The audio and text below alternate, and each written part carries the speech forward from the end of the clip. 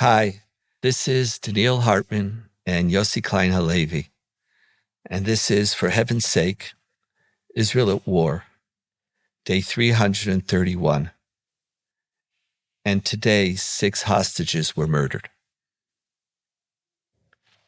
We took some time off, Yossi, but the reality hit us again very, very deeply. I don't know if you felt this the same way I did, but as early this morning, we heard about Hersh Goldberg-Polin, Carmel Gat, Ori Danino, Yerushalmi, Lobanov, Almog Sarusi. 6 young, strong hostages that we were counting on getting back. And we heard of their murder. It brought me back somewhere in November. And as I was walking through the Machon, the Institute, wishing people good morning, because I was just away for 3 weeks. And it was back to people couldn't answer the question, how are you? There was silence. People raised their eyes. People were visibly shaken. This isn't 331 days. This feels like 31 days. This hit us very, very deeply. And we know that tens of hostages have been killed. And we don't know how many of the 100 or so, 103, 105 are left. But the mood in the country as I was driving in the street, it was quiet, hushed, very, very mournful today. Very, very mournful. There's been a whole spectrum of emotions throughout these 331 days. There's been anger, fear, anguish, hope, frustration, deep mourning. And for us, for many, Hersh Goldberg-Polin was very close to all of us, the first cousin of our dear, dear colleague, Eliot Goldstein. So, and in Jerusalem, he was the face, and for so many people around the world, but all of them, these were 30-year-olds who had made it. They were still there. What are you feeling at this moment, Yos? I don't know if I've felt so devastated since October 7th. This sense of being violated in the deepest way. And to think that they survived for 11 months, they made it through, and Hersh, with his amputated arm, God knows what kind of medical treatment he received in Gaza, and they made it. And there's this sense of being in a nightmare that just keeps getting deeper, and a feeling of a loss of control, and also rage, tremendous rage. I don't know what's stronger, the rage or the grief, and I think that was true as well on October 7th. The rage is so much a part of the grief. It's another way of expressing the grief. And right now, at this particular moment, freeze the frame, everything feels hopeless. That's a difficult place to be in. It will pass, but that's really, pass. We've been there before. But it's touching that place of despair. It was like as we were waiting for the Iranian attack, the Hezbollah attack, the questions about the future, the airlines canceling and still canceling, the skies closing. There was a doom and a gloom, and I started to feel that gloom we were coming out of it. We won it. We won that pause. And things were moving forward, and the deal is really close. We'll talk about the Philadelphia corridor, which is now the big issue, and should it be the big issue or not? But this sort of, I don't know why we're so unprepared. Is it why we're so optimistic or we're so hopeful? What do we expect? And, to hear of 6 hostages, and there's probably more, in Rafah, who just last week we announced that we had finally completed all our operations in Rafah. What does that even mean, to complete and to see that we were so close? And 20 meters underground. And there's, what I feel it is, there's a dimension of this war which constantly reminds us that we lost. It's not just a loss. There's a loss of these 6 beautiful people. There's a national loss. There's the ability of somebody to defeat us. And it just hits us so deeply. And so you said, it's like, there's something broken. Why are we so broken? I know there's something very powerful about every life and our connection to every individual. But there's something so deeply broken in this country right now. And I just want to state, it is perfectly legitimate to have a serious debate on what we should do with the hostages. Should hostage return be a primary issue? Should trying to ensure Israel's security for some day after be a primary issue? What is necessary? Some debate is possible, but there's such deep brokenness. That's the context of this event, and that's the context of what you're experiencing. Look, so what is it, Yossi? Yeah, you're saying something very important. You're saying 2 things that are very important. First of all, that there is a legitimate, and I would even say an urgent debate that needs to be had, a serious public discussion about what our priorities are. And, as we've said before, Donniel, in our podcast, we, Israeli society, in the first months of the war, were living a kind of illusion that we could have it both ways. We could defeat Hamas and we could save the hostages. And it became increasingly clear that there's a choice to be made. And so we need a serious conversation about that choice. The problem is, and this is what's broken is the fundamental trust of a majority of Israelis in the government, in particular in Netanyahu, but not only. And the trust is not about the wisdom of their decision-making. It's about their fundamental decency. Can we really trust that this government is making serious security-minded decisions? Let's say, okay, the government has decided that defeating Hamas needs to be the priority. And again, there's a case for that. How many more times are we going to allow ourselves to be in a position of being blackmailed by Hamas and to keep releasing more and more terrorists? Last time we released in the Gilad Shalit deal in 2011, we released Yahya Sinwar. We got October 7th. There's an argument that the right is making that needs to be discussed. But the problem is that most of us here don't believe that that's really what's motivating Netanyahu. And if you can't trust the national interest of your own government, everything is broken. And so there is no debate to be had, because I don't believe the people who are saying, who I believe? Smotrich and Ben Gvir. I believe them. They really believe that this is Israel's national interest, and I can vehemently disagree with them. But at least we know where we stand. With Netanyahu, do you really believe that this is what's motivating him? When I think about, and that was a rhetorical question. You noticed I didn't answer. When I think about what's likely motivating him, I think of 3 basic motives, and none of them has anything to do with the well-being of the hostages. They're all about him. The first and most obvious is his need to hold his coalition together and to keep Smotrich and Ben Gvir from quitting. The second is to reclaim his reputation as Mr. Security. Now, Sinwar played Netanyahu for a fool. Netanyahu sent him suitcases of dollars. And Sinwar, up until the very end, up until the days leading before October 7th, was in communication with Netanyahu, reassuring him that, yes, I'm interested in quiet. Netanyahu fell for it. So this is personal for him. He needs to settle that score. And the final motive that I think is very strong for him is looking at his historical legacy. He is the son of a historian. He thinks very seriously about his legacy, and he knows what his legacy looks like now. So in his mind, if he defeats Hamas, he's somehow balancing or settling the score of October 7th. Now, I think he's fooling himself. I think his reputation is beyond repair, historically and in the Israeli public. But that's what I sense is going through his mind. Now, again, none of those motives, Donniel, has anything to do with the well-being of the hostages. It's all about him. See, I want to give Netanyahu a better reading. I think a large part of Israeli society feels exactly what you feel.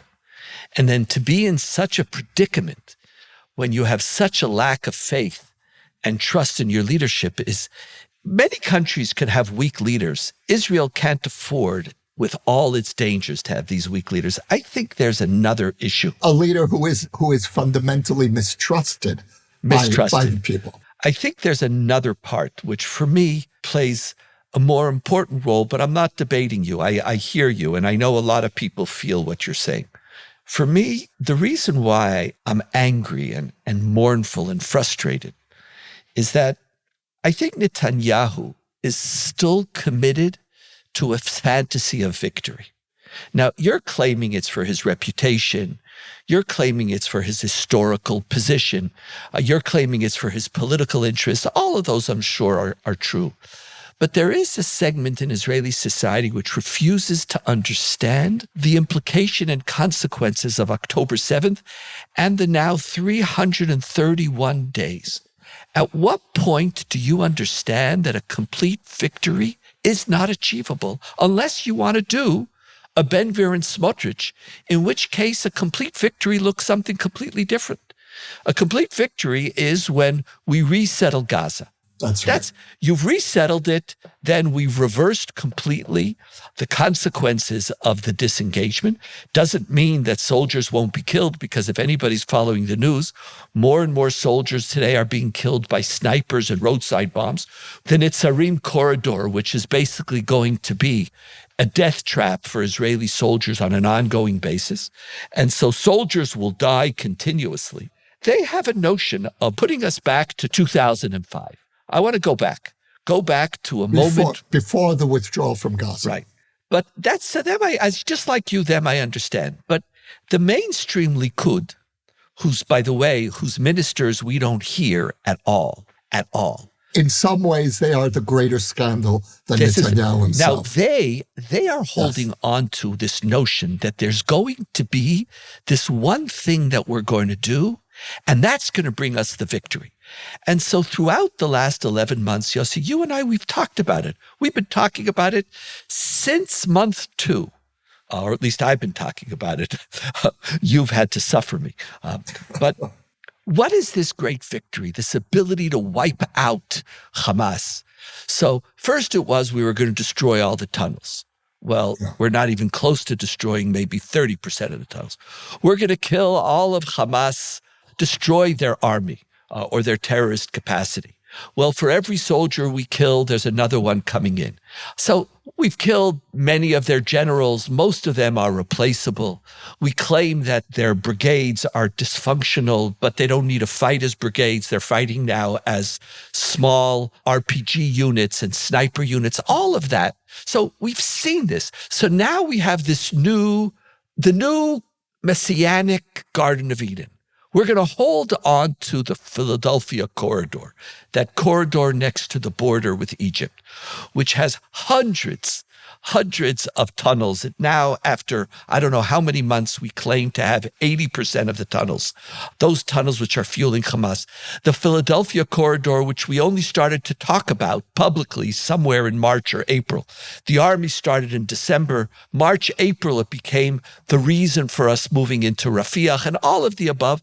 And now this is becoming the issue. The deal is we can't bring back the hostages because we have to hold on to the corridor.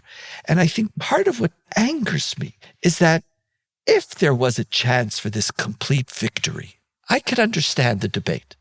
If there was this moment that was going to change everything. But we're grasping at this fantasy, Yossi. This fantasy. And that, when you sacrifice hostages' lives. See, I don't mind. You want to hold on to Philadelphia? Okay, deal with it. Come up with a plan. But deal with it on the Egyptian side. There are so many ways. But this notion that right now it's the hostages or Israel's security, I think that's what people aren't trusting anymore. It's not that they're trusting. Exactly right. They're not trusting that. Donniel, if there were no hostages being held in Gaza, Of course, the Israeli public would say, keep going, keep going. If it takes another 2 years, so let it take another 2 years. But when you have the entire security establishment telling you, this should be the priority, rescuing the hostages at this point, after 10 months of fighting, this is what we need to do. Now, it's certainly true that the whole security establishment can be wrong. We saw it on October 7th. The problem is that I can't trust, again, it comes back to that question, and I can't trust my government. And even if the government is right and the security establishment is wrong, the very fact that I can't trust them or that I don't trust them means that they can't function. They can't implement the policy that they want because they don't have the people's trust. The country is siding with the security establishment. Look at every poll. It's something like 20 or 25% that's with the government, and the overwhelming majority is with the security establishment. So, but there's another feature that you and I have talked about in the past, but I think we have to talk about some more today, and that is that not only do we not trust, there's also a deep dislike. It's going to another space right now. This is a government which has... That's a very gentle word, Donniel. Dislike. There's something Netanyahu and this government are incapable of also showing empathy. I want to put forth a moment that I remember, again, from Naftali Bennett's year as prime minister, when I don't remember the event, but there was a child who was killed. I don't remember if it was in Gaza or in a terrorist attack. And the family was a right-wing family who lived in the South. And he went for a Shiva visit. And he went knowing that this was going to weaken him politically. And the father used it as a moment to attack Bennett and his betrayal of the right wing. And Bennett sat there silently and took it. And when he left, they said, "What do you have to say?" And he said, "In our country, the families, the Gold Star families, are holy. They could say whatever they want to say. Our job as political leaders is to listen." And you had a sense that there was an empathy. One of the most beautiful things about Judaism and about Israeli society is the empathy we have for each other. The whole country's walking around sad. We're empathizing with these 6 people. We're empathizing with our 100 hostages. There is no empathy. There's one agenda coming out of the Likud party. Ben Gvir, Smotrich, they're doing what they're doing. The Haredim, you don't really hear from them right now. Shas, from time to time, says the right thing. The Likud party has one agenda. How do we spin this so that it won't hurt us or hurt Netanyahu? Yeah. There's no war. We're sitting here crying. Hersh and Carmel and Ori and Eden and Alex Almog. So, Netanyahu went on TV today because Biden shamed him. Biden, you feel empathy. So Netanyahu tried a little bit. It took Netanyahu hours before he responded. But he did it. Okay, but at the end he did it, and he did it.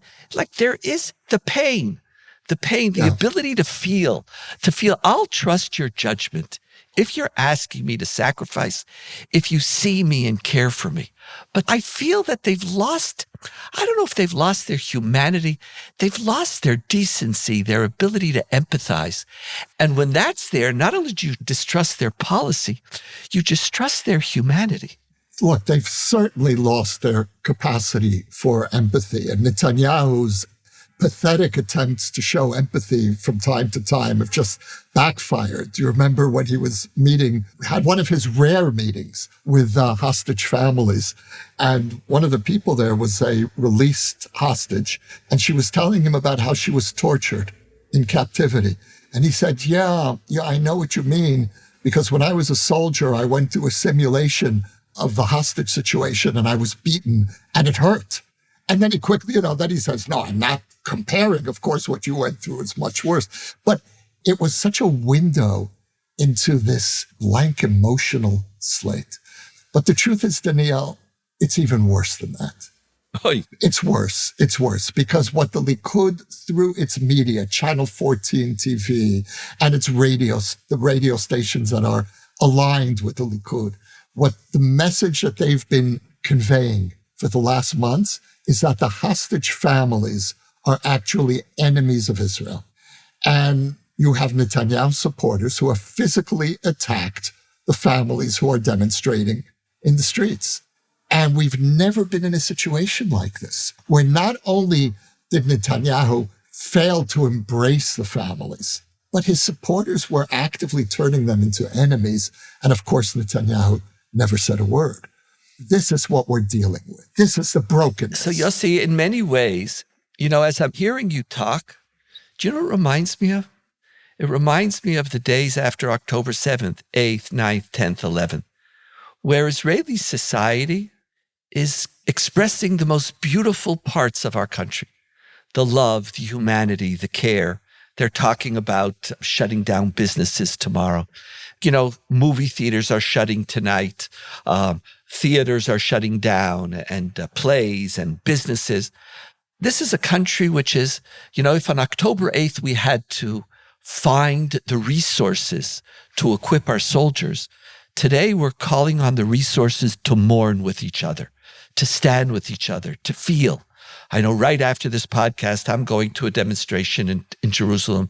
You're going to the demonstration in Tel Aviv, even though you might have COVID. So, but, that's, I don't know if that's a laughing matter, but that's why I'm not going to Tel Aviv with you. But I'll let you know where I'm standing. You can be in a let me know where I'm different standing. part of the But it's like almost the most beautiful part of Israeli society is our country is standing up and saying, we're here. 6 beautiful young people died. And we're not going on with, okay, let's go out to eat.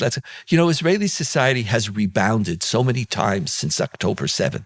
And we have to. You can't mourn. But Israeli society is entering a mourning mode. And again, the society is doing it. The government is on a completely different, it's in a different place. They don't get it. They're shell-shocked. They're in a different mode. And so it's, we're back at that same, we're literally back, we're in October 8th again. It's a great analogy.